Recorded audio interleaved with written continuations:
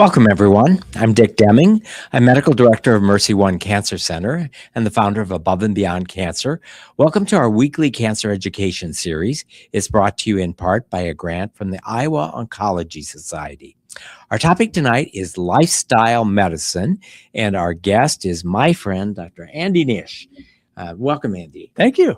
Dr. Nice Nish is the medical director of John Stoddard Cancer Center at Unity Point, and he's also on the board of directors for Above and Beyond Cancer. So we've had a lot of opportunities to interact. Yes, we have. We're going to have a big one in April. Yes, indeed. 16 days in Nepal.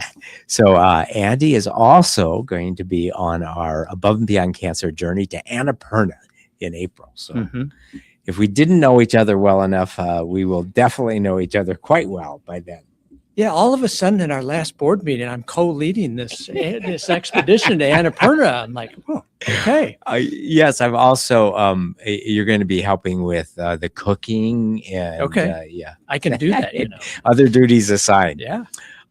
So before we talk about lifestyle medicine, let's just get to know you a little bit. Where did you grow up?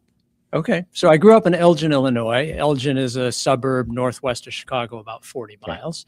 How big a high school? How many in your class? 625. In your class? Yeah. Oh my God. So it was a 3-year high school. We had almost 2,000 students. And so what was your claim to fame in high school? In high school. I had none. Oh yeah, you did. What would your friends have said your claim to fame was? It's probably hard to be on the basketball team if you got 600 kids in your class. High school for me, I couldn't wait to get out. Oh, really? Yeah. It was an interesting, academics, music. Academics, I was second in my class, graduating There we class. go. How about class that? of 600? There you go. Salutatorian. Yeah. And then what did you do the year you graduated from high school? That summer or after? Fall. Oh, fall. I went to Carleton College, Northfield, Minnesota. Northfield. And Carleton. How did you happen to choose Carleton College? Interesting story. I had a chemistry teacher as a junior, and he said, he knew I was kind of interested in pre-med. He said, you should visit Carleton College. Never heard of it. So I'd look it up, like, okay. So my dad and I drive up there. I spend a weekend there. Came home, said, yeah, that looks pretty good. Applied early decision, and that was it. Never even looked at another school. But you did know you wanted to be pre-med. Yeah, that was my goal, objective. And that's something that came to you during high school, or? Yeah, probably. Okay. Just kind of interested in, sort of the body, the physiology, how things worked, and how can I, use talents to, I guess, help people in the end. So Carleton College must have been smaller than your high school? It was. Yeah. 1,600 kids. Wow. Now it's 2,000. Wow. And so when you were doing pre-med at Carleton College, did you have a major, or was pre-med kind of the biochemistry? Okay. Yeah.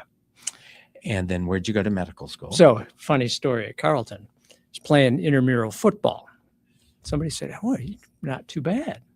Went out for the football team, played 4 years on the varsity football team. And I had never played in high school. I played in junior high. So I was a punter, and I played kind of a slot back position. Oh, wow. So that was an interesting quirk that happened. Yeah, so you're the classic walk-on, right? Walk-on. Yeah. And you played football. Called my mom and dad, said, hey, I'm going to be down at Chicago. We're playing the University of Chicago. And they're like, what? I said, oh, yeah, I'm playing football. I probably forgot to tell you. Cool. So what other famous things did you do during your 4 years at Carleton? Famous? I don't think there's anything famous, although we had this bust of Schiller, the poet, and it was always in the president's house, but somebody stole it.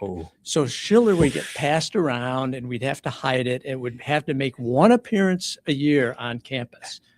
And my junior year, my roommates and I all had Schiller. Okay. So we made one appearance with Schiller. Good. That was a big thing. Yeah.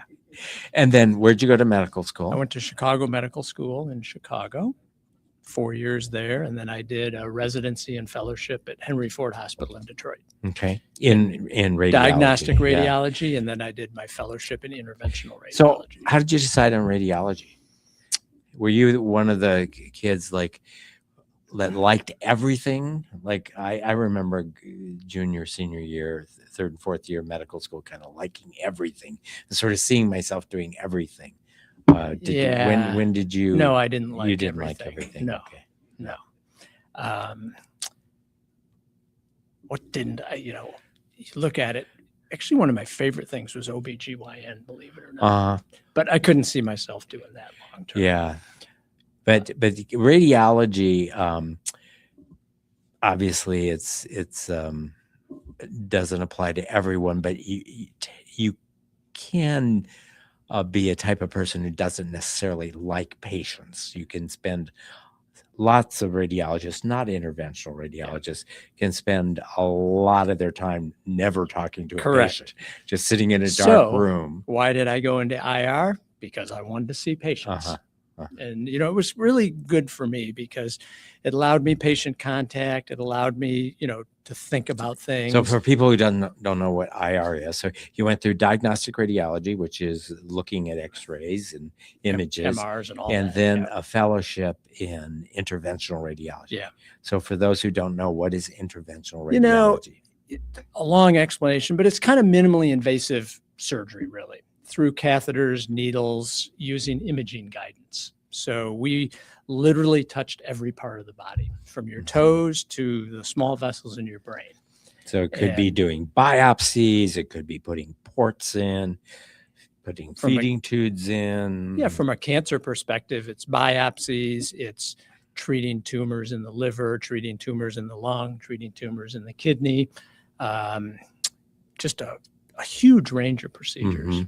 Yeah. And some of those procedures probably came about after your training. All of the ablation techniques. As I told people, 80% at the end of my career, probably 80 to 90% of what I did, I never learned in fellowship. Yeah. So explain a little bit about how an interventional radiologist treats a tumor in the liver. Oh, there's multiple different ways. So it depends on the size of the tumor, depends on how many tumors there are in the liver, but we can put a needle into the tumor. We can heat it with microwave energy. We can heat it or cool it with cryoablation, so we can freeze it. We can go into the small arteries in the liver and we can deliver small radioactive seeds. We call that radioembolization. We can deliver high doses of chemotherapy to tumors. So it really all depends on size, location, type of tumor, and we try and Right. So in this day and age, an interventional radiologist is a key part to the multidisciplinary care of cancer. Yeah, it is. And so you have been involved in cancer care ever since being interventional radiologist. You're the medical director of the Stoddard Cancer Center, but you also have an interest in what many people now call lifestyle medicine. And you did a fellowship in integrative medicine at the University of Arizona in Tucson. Correct. And how did you happen to decide to take the time to do that fellowship? And maybe it's a little bit more like your philosophy of life. And was that something, this interest in healthy lifestyle, was that something that you always had, that you cultivated in college, you cultivated in medical school, or something you cultivated as an adult after you were out in practice? As an adult, yeah. It's sort of interesting. And can I tell this whole story? Yeah. Okay. It was really interesting. In 2011, my wife had this magazine, Spirituality and Health. My wife is a Presbyterian minister. So we had this magazine laying around. And there was an article in it about gluten and wheat and how that can be not so good for us. I'm like, really? I mean, we're told to eat wheat all the time, Spiritually right? speaking, or? No, this is practically speaking. Okay. The bottom of our food pyramid was originally 6 to 8 servings of grains per day. Look where that got us. And I said to Barb, my wife, I said, let's just try this for fun. So we did. We got rid of breads and gluten and everything. And she noticed a drastic difference. She didn't have any asthma issues. Her nose wasn't runny all the time. And And then I got really into sort of studying nutrition and how did we get the recommendations we had at that time, which was this low fat thing. And did that make any sense? And how did our ancestors eat? So really, if you look historically at nutrition and how we ate, it was vastly different than what we're told now. And so that really cultivated an interest in what's going on in our society. We have more diabetes than we've ever had. We have more obesity than we've ever had. People are still dying day after day of heart attacks and cancer. And so I looked at my career, and I probably retrospectively looked at my career 2015, 2016. And when I started, we had about 400 patients who came through interventional radiology. 2015, we had over 10,000 visits at our clinic. Now, I didn't do all of those. We had 3 other docs and PAs and everybody else. And then the other thing that really struck me was whenever we do our procedures, it's on a table, and that table has weight limits. When I started, it was 350 pounds. It's now 675 pounds. And we still have patients that are too big to put on there. And it really got me thinking, Dick, like, okay, what are we doing in medicine? We're not preventing disease. Medicine is treating disease. Yeah, and we're missing the mark. And so it really was a dramatic shift in my mindset. I go from this very highly technical career, completely dependent on technology, where we're doing quite remarkable things, but we're really only extending lifespan for a year, 2, 3. I mean, interventional radiology is all about end stage everything. End stage kidney disease, end stage liver disease, cancer, end stage vascular disease. And so I really decided I was going to go back and learn a little bit more about what we call lifestyle or integrative medicine. So I enrolled at the Andrew Weil Center for Integrative Medicine at the University of Arizona in 2016, graduated in 2018. Retired from IR in 2018.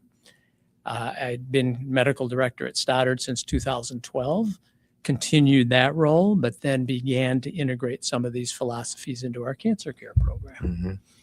So integrative medicine obviously is in many ways lifestyle medicine. It's nutrition, but it's also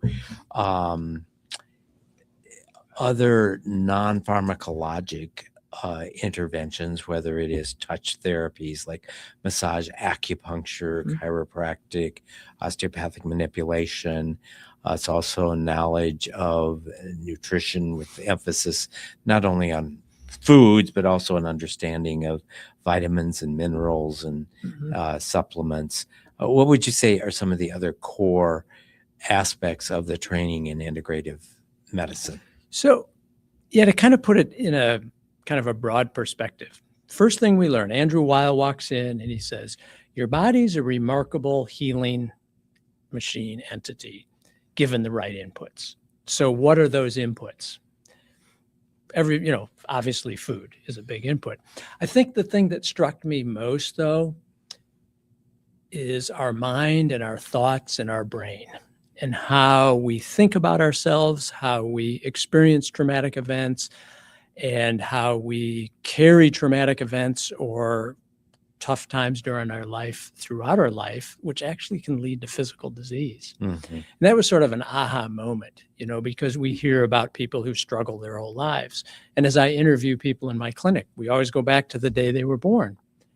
And it's just astounding to me the amount of trauma people suffer, and that continues through their life, and it exposes itself through physical disease many times. And that was probably the biggest aha for me in integrative medicine. Is that there's really not a clear defining line between mind and body, and that there's no line. Spirit. There's absolutely no line. Mind is body, body is mind. And even consciousness, I think that's a new area of to what extent, what is consciousness and how is that a manifestation of chemicals and molecules and atoms? But clearly the thoughts that we have and the feelings we experience have a huge and for the most part, recognizable physiologic effect. Some more obvious than others. Obviously, being frightened in the backyard, you feel the physiology of that. Nothing touches you, but you feel fear, and you can feel your mouth get dry. You feel your heart racing. You feel the physiology. Probably a little bit more subtle when somebody gives you a hug. There's also a physiologic effect, completely different, but it may not be as obvious. Maybe elaborate, talk some more about this relationship of what we call the mind and the physiology that we feel that we call the body. They're really one and the same. So we think these chemicals that circulate in our brain, they also circulate through our entire body. And Elizabeth Blackburn wrote a book, The Molecules of Emotions. And she talks about the different molecules that make us feel in different ways. And it's sort of like low grade, we hear a lot about inflammation in the body, right? Low grade inflammation, inflammatory response is an essential component of our well-being, but it can also be detrimental to us. The same thing with traumas, the same thing with dis-ease. If you look at the word disease and you break it into two components, dis and ease, a lot of dis-ease, the single word, is because we're not at ease with ourselves. We're not at ease with our environment. And how we grow up, how we've lived our life, particularly as a child, really determines whether we're well or not well sometimes as adults. It's kind of incredible. It is incredible. It's a little scary. And to what extent has the die been cast? I mean, at age 2, are you already behind the 8 ball if you've had experiences? Can you reverse those? When that's the beauty. You can change. When is it reversible? Yeah, absolutely. Yeah. But the Catholic Jesuit priests have a saying: "Give me your child, and by 7, I'll give you an adult," basically. And when you look at our subconscious, so our subconscious is sort of the non-thinking part of our brain, and from the day we're born through our formative years up to about age 7, our subconscious is just like we're downloading software. And that software is the experiences that occur around us. And as children, there's really only 2 things a child wants. And even as an adult, you want to be loved and you want to feel safe. And if you feel neither of those, it can profoundly affect not only your psyche, but your physical health later in life. And, it's a daunting thought for new parents to realize how much influence and how much power they have over how that child develops. So you take 2 children, and we know this from twin studies, right? You put them in different environments and they can be totally different people with totally different diseases. Back to this age 7, it's scary to think that by age 7, so much has happened in your life, and you didn't say irreversible. In fact, you said you can change it, but it would seem that if the die has been cast by age 7, it may be quite difficult because you may not start working on it yourself till your age 20, That's 30. Right. I mean, you kind of had an epiphany with this spiritual magazine to start looking at things differently at age, 40.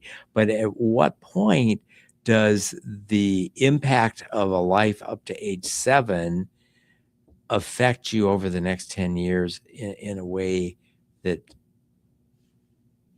determines what the rest of your life's going to be? Yeah, and I don't know if I would use it. I don't think it's deterministic, because I think it's about recognition.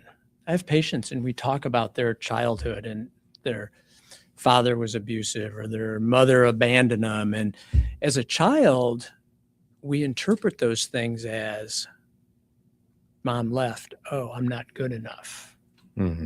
or we To what extent were we internalize it as, oh, it's my fault. Not your fault at all. And so that takes the work of psychology, and there's many different avenues you can use to understand that it wasn't your fault as a child. But we have to recognize it. And once we recognize it, there are ways to change.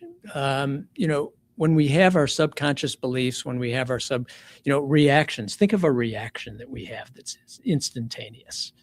I'll give you an example for myself. When I was growing up, my mom, if I spilled milk or something, she just got furious because I spilled.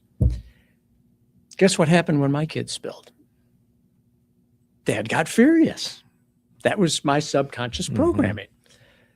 But then I really kind of started with meditation and understanding.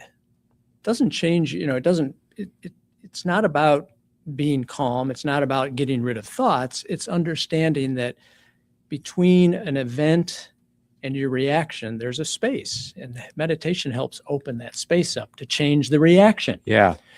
So you take a breath and you say, okay, it's just spilled milk. Didn't threaten anybody's life. Okay. Didn't cause a big problem. Oh, let me help you clean that up. I mean, I totally agree with that meditation and even the study of philosophy and, even the philosophical concept of the Four Noble Truths, that all of that can allow us to change the way we interact with others and create healthy. The thing that I'm maybe pushing back a little bit, do I have to know what my first 7 years of life were, or can I make positive changes just by my knowledge of healthy philosophy and psychology, regardless of whether I do a deep dive? I frankly don't have clear memory of my first 5 years in a way but I do know how meditation, how understanding that we have time from the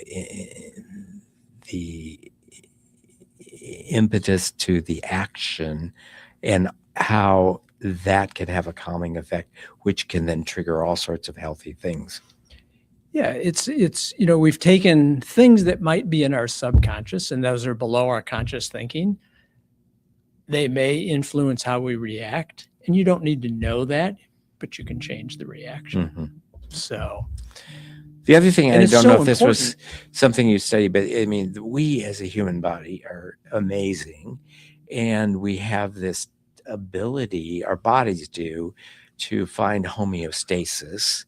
And it's even to the extent that you have to smile a little bit about people who want to sell you all these supplements.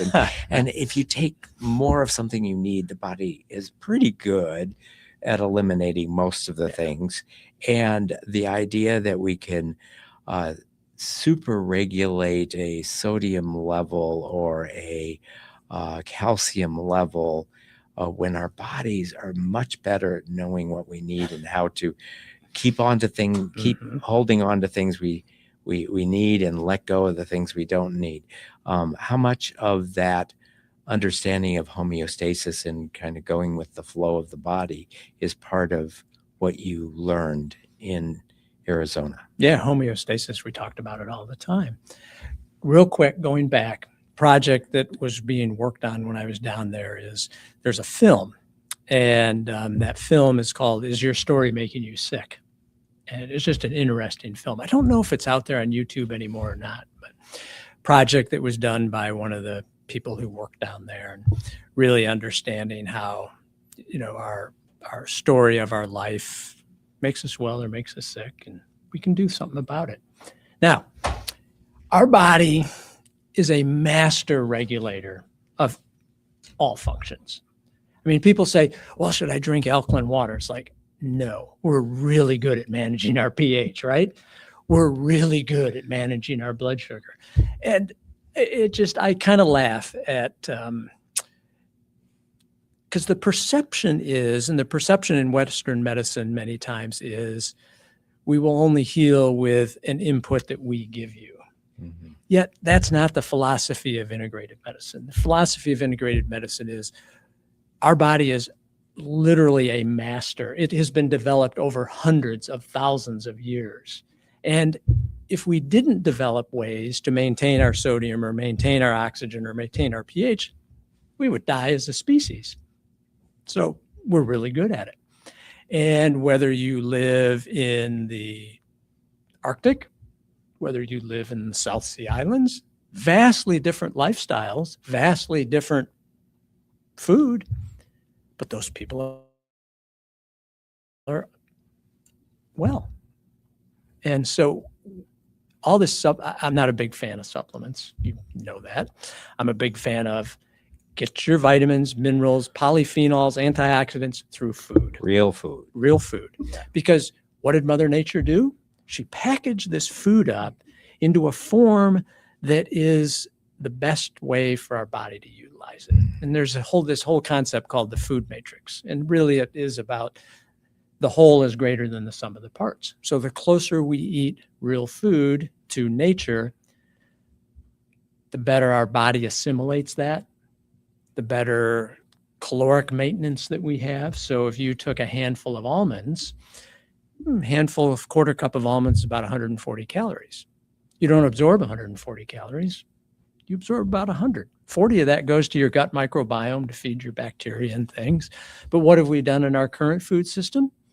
We've made this hyper palatable, hyper digestible food, and it's nothing like Mother Nature intended. And frankly, our bodies have no idea what to do with it, except we end up storing fat. So this whole idea of homeostasis is those inputs encompass not only food, but movement and social interactions and all these things. Be interesting to see whether, the blueprint of life that allows for mutations and adaptations, just as a human being can adapt to thriving in Antarctica or on the equator, whether given another 200 or 1,000 years, we can adapt to highly processed foods. Well, we probably can. And thrive on adaptations take multiple generations and thousands of years. Yeah. We've had this highly processed diet for about 60 years now. Yeah. So we're not too fast close to adapt. You think about uric acid. So uric acid is a byproduct of metabolizing certain things. And we lost the gene to metabolize the uricase. We don't make uricase, so we don't metabolize that uric acid. Why did we lose that? It's actually an adaptive survival mechanism for when we don't have food in the winter. And so we've lost genetic traits over time, like we don't make vitamin C. That was a genetic trait that was present thousands of years ago, but we lost it as we evolved from apes. And so these genetic changes result in adaptive changes that really allowed us to live and thrive in environments with which we were put. So we're constantly adapting, but adaptations are not 2, 3, 4 generations. They're hundreds of generations. Yeah. And some adaptations that make us taller, smarter, and faster. The same blueprint of life that allows that to happen also allows mutations that sometimes cause cancer. And so the idea that we might be able to totally eradicate cancer probably isn't realistic. Not with today's knowledge. Yeah. We never know in the future. Yeah. You think of, 100, 200 years ago, what we died from. Infectious diseases, accidents. And with lifestyle medicine, well, maybe let me ask you, you want to share anything more, any other experiences in your 2-year training program at Arizona? Because then we're going to start talking about how lifestyle, relates to cancer. Yeah, we were exposed to all kinds of traditional sorts of healing. So we had a shaman, traditional, he's from South America, shaman. And he came in and we were supposed to find our spirit animal. So we laid on the floor and he chanted and played drums. And went through this whole ceremony, and my friend and I were next to each other at the end, and everybody's describing these wonderful journeys of dolphins and eagles, and we're looking at each other like, I didn't see a mosquito. So didn't work for us. Mm-hmm. But then the lady came. Did you get mushrooms or why? No, we did not do mushrooms. Anything No, like that. No. no. Okay. Nope. Okay. Nope. It was a pharmacologic, non-pharmacologic journey. Okay. But then the lady comes in with the singing crystal bowls and plays these bowls. And it was transformative. Like, oh my gosh, this is the greatest thing ever. So I went to my own course and learned all about bowls, and I have a whole set of bowls because they were phenomenal for me. But what's the common theme of all these different practices? It could be acupuncture, it could be relaxation techniques, it could be chiropractic, it could be bowls, it could be, shaman.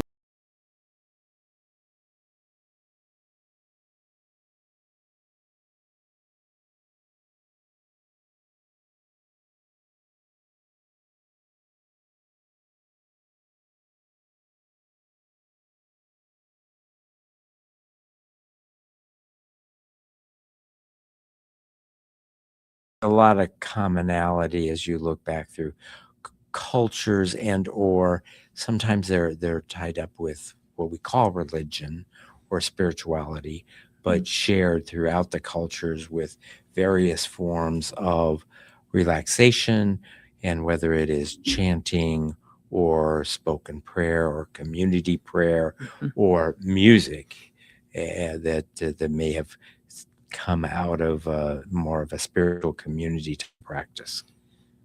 Yeah, and there's just, when I talk to patients, it's okay, what works in your life to really help elicit that more calming relaxation? And everybody's different. So we have these multiple pathways to that one endpoint.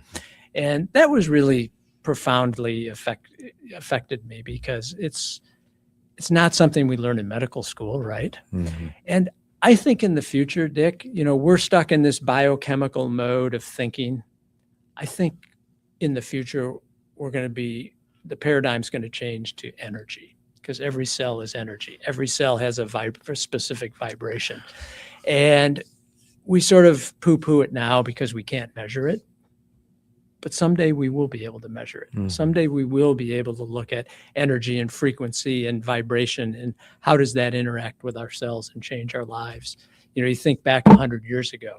If I said 100 years ago, oh, your heart has electrical system within it, you'd laugh at me, because we couldn't measure it. Now that we can measure it, it seems just like, of course it does. And I think we'll find out the same thing in our future, that we'll be able to measure these energetic fields. And you even know some of the things that we do, Reiki, healing touch, we don't actually touch people.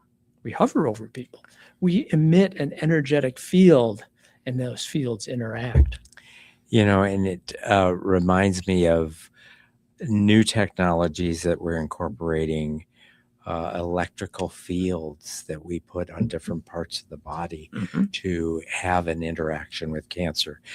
So the Optune device has just been approved for locally advanced pancreas cancer. And we don't really know how that works, but you're talking about energy fields.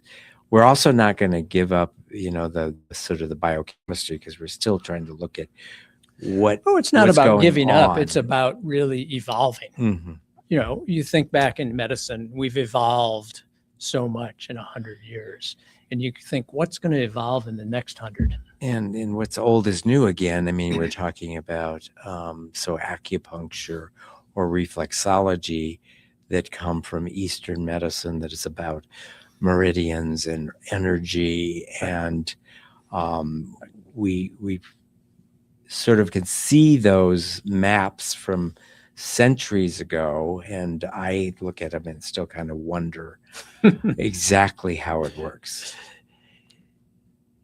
Even some of the, we have a lot of pharmaceuticals. A lot of those, we really don't understand how they work. They work, but we're not sure of the entire mechanism. So I think we'll see an evolution. I think we'll see changes. Maybe not in my lifetime. I think we're moving towards that. And you think of, we talk about social interactions, we talk about socialization and how important that is. And so you're probably familiar with the Harvard Study for Adult Development. So it started in 1938. They took 700 men only from Boston. And what they wanted to do is answer a question. And that question was, what's the best predictor of longevity? Living well for a long period of time. And so they took these 700 people, half of them were Harvard students, half of them were kind of from the slums of Boston. They actually merged two studies. And every 2 years, they'd send them a questionnaire. Every 5 years, they'd do personal interviews. Every 10 years, they would actually look at their data. They're on, I think, their fourth generation now. And the primary investigator, the principal investigator, is actually a guy from Des Moines right now, Robert Waldinger. Mm-hmm. And the answer every time they analyzed the data was the same. Social connection. Strong social connections. Mm-hmm. And what is a strong social connection? Well, it means you have people in your life that you're close enough to, no matter what the circumstance, 24/7, they'll come and help you. Could be one person, could be 1,000 people. But then there's the whole issue of objectively being isolated, sitting in a hut on top of the mountain, versus the subjective feeling of not being part of the tribe. So you think back to ancient tribes, or even tribes, hunter-gatherer tribes now. What was the worst thing that could happen to you as a punishment? Yeah. You get ostracized from the tribe. So we've known this, and we've become more isolated, particularly COVID. COVID was horrible for our mental health because we couldn't gather. We couldn't come together. We couldn't be with one another. We're supposed to be. We're human beings, right? We want to be with others. And so what you do with Above and Beyond, what you do with groups, what we do with transformative trips is about community. Probably just as powerful as some of the stuff that you and I do. Let's look at movement. There's, you've quoted this, I've talked about it, an article that came out June 1st, 2025, and it looked at programmed exercise in colon cancer patients. And the people who had programmed consistent exercise had significant improvement in their overall well-being and life expectancy. So these are not frivolous add-ons. These are essential parts of care. And they can be obviously part of a preventive mechanism. So in the world of cancer, in the world of public health in general, Mhm. you get more bang for the buck if you prevent a disease than treating it. So best thing is to prevent it. Second best thing is to identify it at an early stage when it might be more treatable. But when you look at what leads to not only a long life, but a good life, how would you adapt or talk about those principles if we want to spend a minute just talking about preventing cancer? Yeah. Wow. Okay. Number one, don't smoke.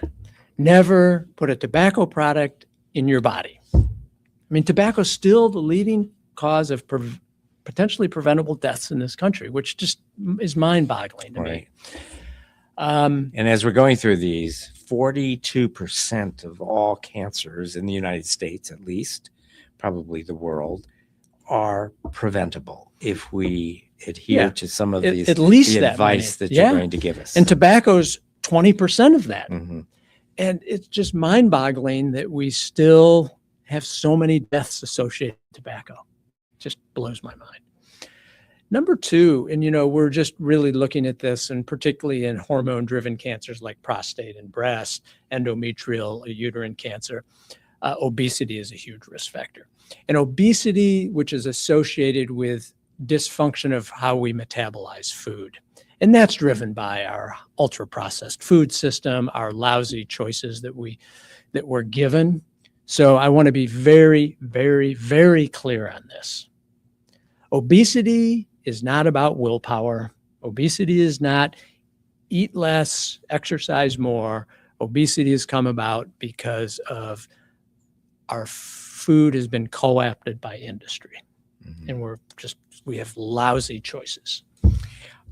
So take this good-naturedly. Do we smoke because of something that happened to us prior to age 7? And I don't know this statistic, but I'll bet people who smoke grew up in households that smoked. Yeah, so I grew up in a household that smoked, but that led me to Not smoke. not smoke. Yeah. I grew So- up in a household that my mom smoked till the day she died. And yeah, I don't expect an answer for that. I just getting back to that. I'm still concerned that my lot in life was cast by what happened to me before I even remember it. I don't know if it's the lot in life or it's what may manifest later. Potential. Yeah. So Yeah. back to lifestyle. Yeah. So Lifestyle obesity. that prevents cancer. Obesity associated with this metabolic dysfunction. What is metabolic dysfunction? Our inability to inappropriately take food and inappropriately store it as opposed to burn it. And when Mother Nature has provided us with this wonderful array of food that we just eat that, we really are in homeostasis and do quite well. Yeah. It's hard to get obese just eating fruits and vegetables and things in their most natural state. It is, because what in a calorie, it's not calories in, calories out. A calorie is not a calorie. There's some really interesting research by a guy named Herman Ponzer, who's a evolutionary anthropologist at Duke. And he's been fascinated by energy expenditure, because we've always been under this model that if you just eat less and you exercise more, you'll burn more calories and all will be well. And that model has not worked for 40 years. Why is that? Well, he went to Africa and he studied hunter-gatherers, the Hadza Indian tribe. And these are people who are true hunter-gatherers. They're very active, but they have a lot of downtime as well. And he measured with very sophisticated radioactive water techniques how many calories they expended a day. And then he went to New York and measured office workers. He was shocked. It was almost identical. They didn't expend any more calories than an office worker. Well, why is that? Well, we've always had this additive model of caloric consumption. If you exercise more, you're going to burn more calories. But our bodies are not dumb. If we're exercising and burning more calories, they're looking at it, our bodies look at it as, oh, how are we going to maintain bodily functions? And where's our next meal coming from? So there's this compensatory model where if we move more, we're going to compensate by down-regulating processes in our body.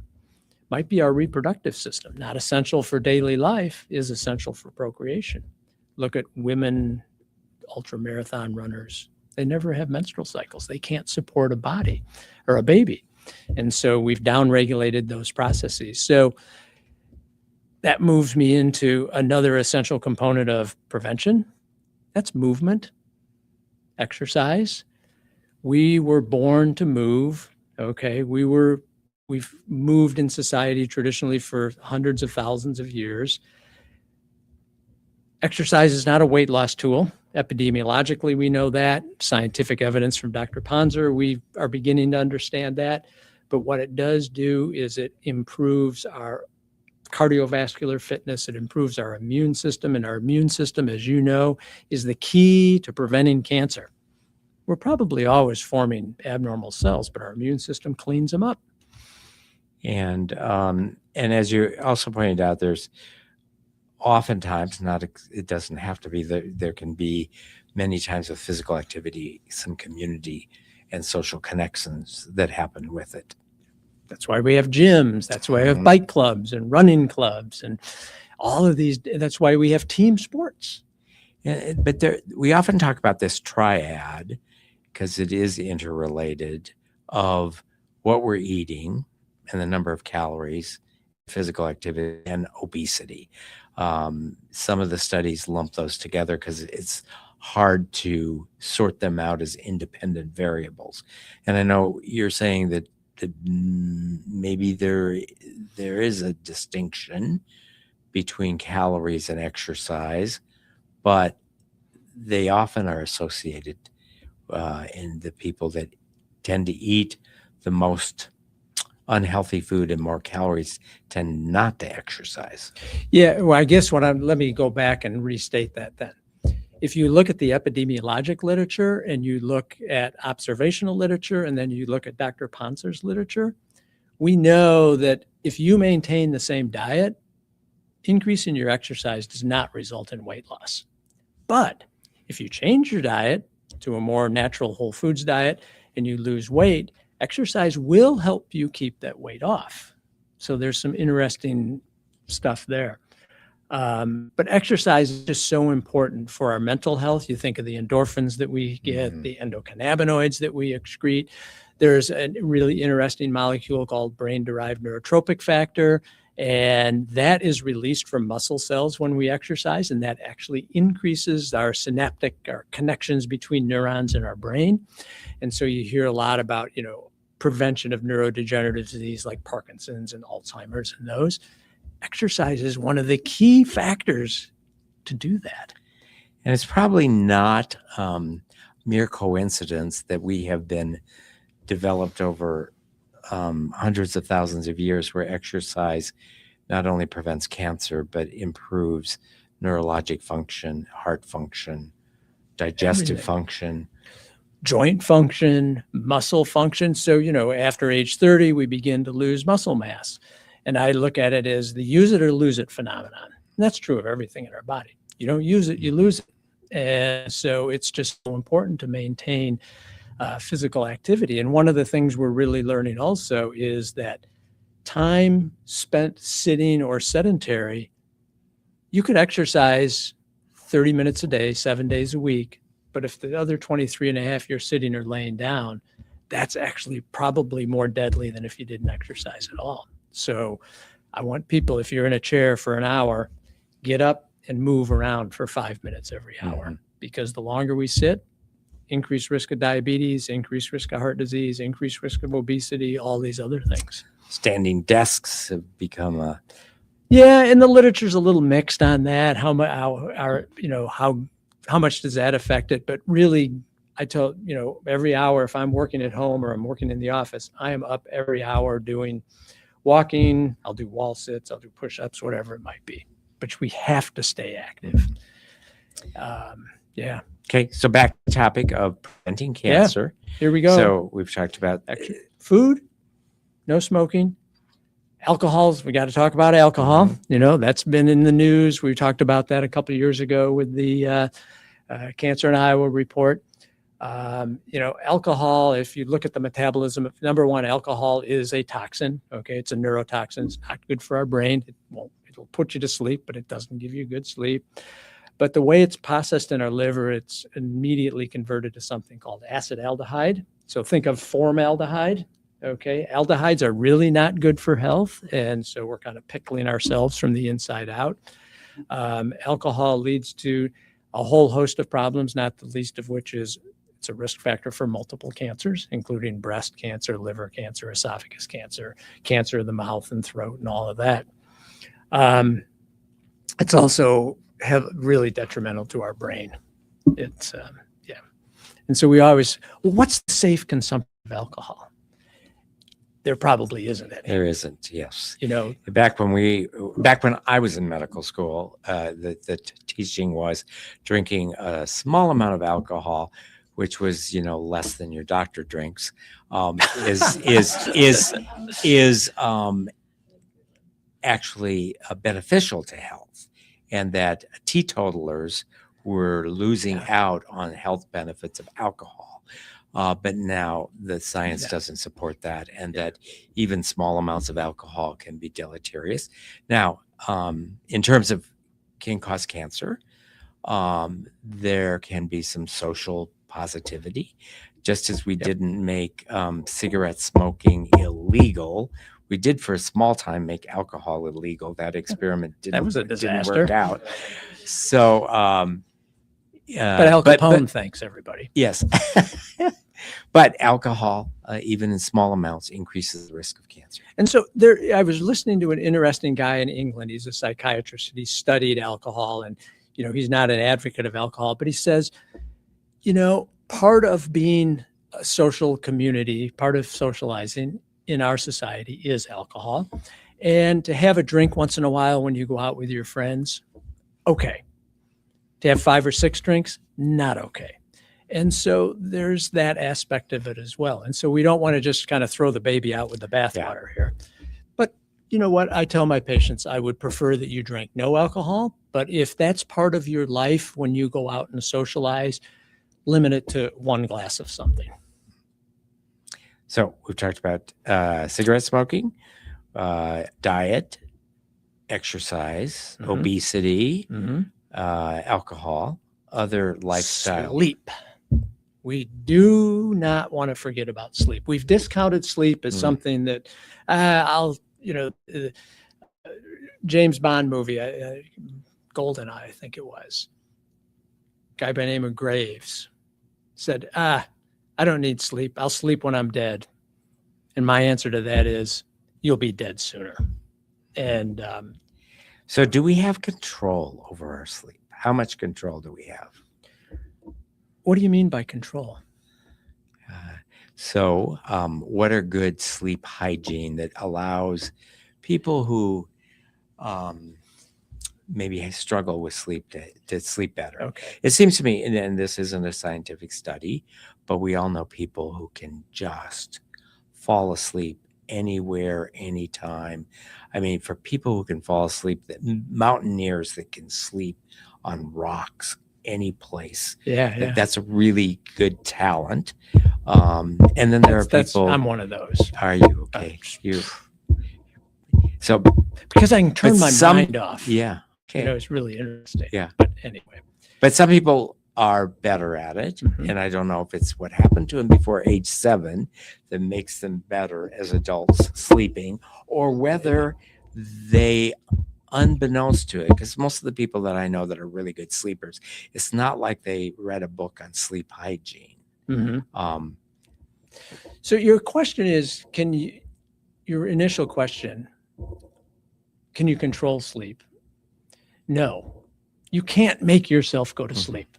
And that's one of the things, when we learned about sleep, and we spent a lot of time on sleep.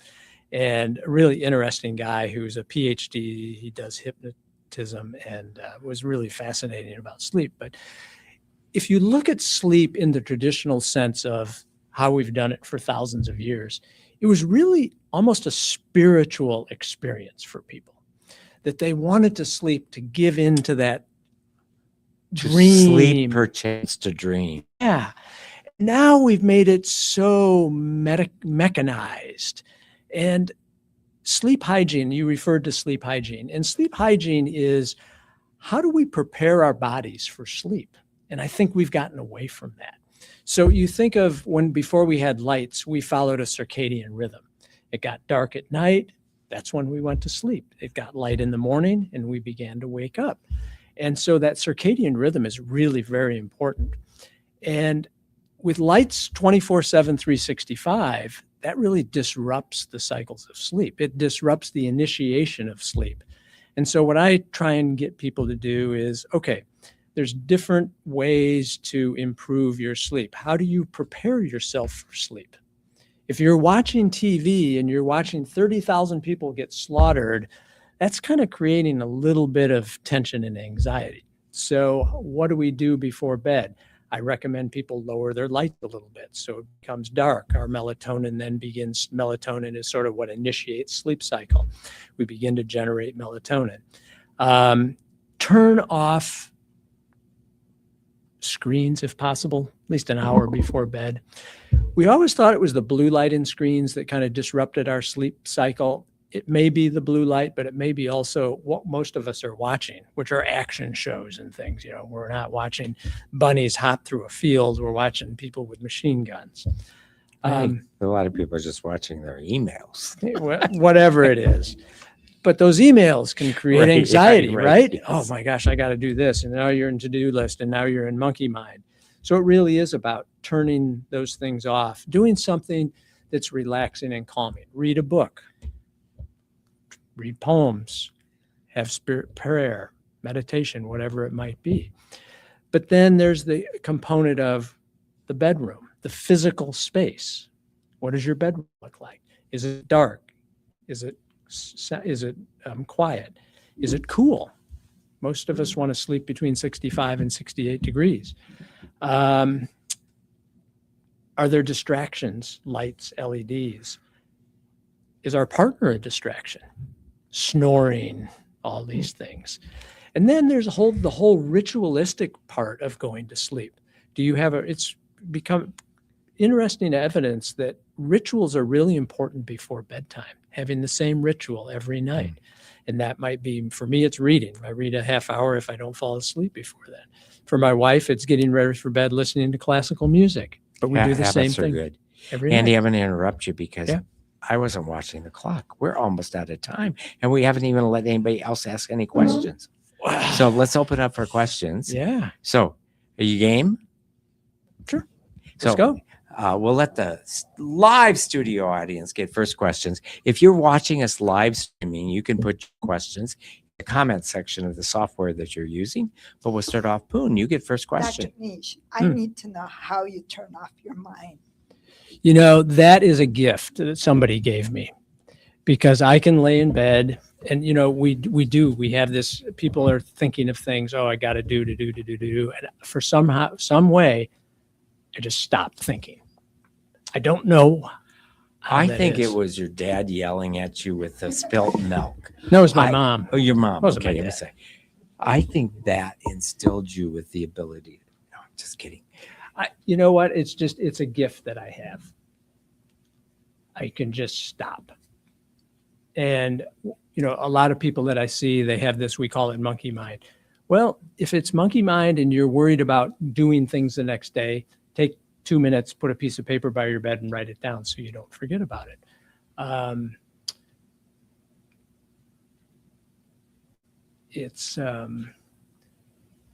It is one time when I might use a supplement if people are really struggling going to sleep and they have this monkey mind. I do use one supplement for that. An amino acid called L-theanine. L-theanine. Yeah. Okay. Yeah. They're writing it down right 200 now. milligrams. You can take L-theanine, 200 milligrams, and it's not habit forming. It's not disrupting anything, but it seems to be calming. It's actually used a lot for anxiety. So, Angelina, you get the next question. Yeah, it's interesting when you mentioned about singing bowls, mhm. and I've noticed that. And like, I can't handle the high pitched kind of bowls, but I love those big bowls that are big low tones, Mhm. and those help. And I actually found a chime that somebody told me it sounds like the church kind of bells, and we have it near our bedroom. And I go, I hope this doesn't bother the neighbors, but it actually soothes me. Has there been a study about tones and frequencies? Oh, these yeah, kinds there's of lots things? of studies. So there's a guy named Goldman. I forget his first name. He's written a lot about, you know, vibration, frequency, and how different vibrations, different frequency affect people differently. And so there's quite a bit there's books and literature on that. Yeah. But remember our cells, every one of our cells vibrates at a specific frequency. And so we're all very different in what we respond to. It's sort of like, you know, we hear this term personalized medicine. It's the same thing. You know, the shaman didn't work for me. The bowls did. And why is that? I don't have a great explanation, but I know that I just enjoy them. Another question? One more question. George, any questions coming through online? Well, good. We're out of time, but we're definitely going to have you back again. But you know Dr. what? Andy One Nish. thing, community, What's that? community. Yeah. Part of what we're doing right now. You got to have friends. You got to have people. You got to have a tribe, and your tribe could be in any different form. Well, I'm honored to have you as a friend. We're honored to have Dr. Andy Nish as our guest. If you know someone that would benefit by watching this program, good news is going to be available on demand beginning tomorrow at the Above and Beyond Cancer YouTube channel, also at the Mercy One Cancer Center website. And we're even going to make it available to the John Stoddard website if right. you want it. So thank you, Andy. Thank you. Please My join us pleasure. again next week. Thanks, everybody.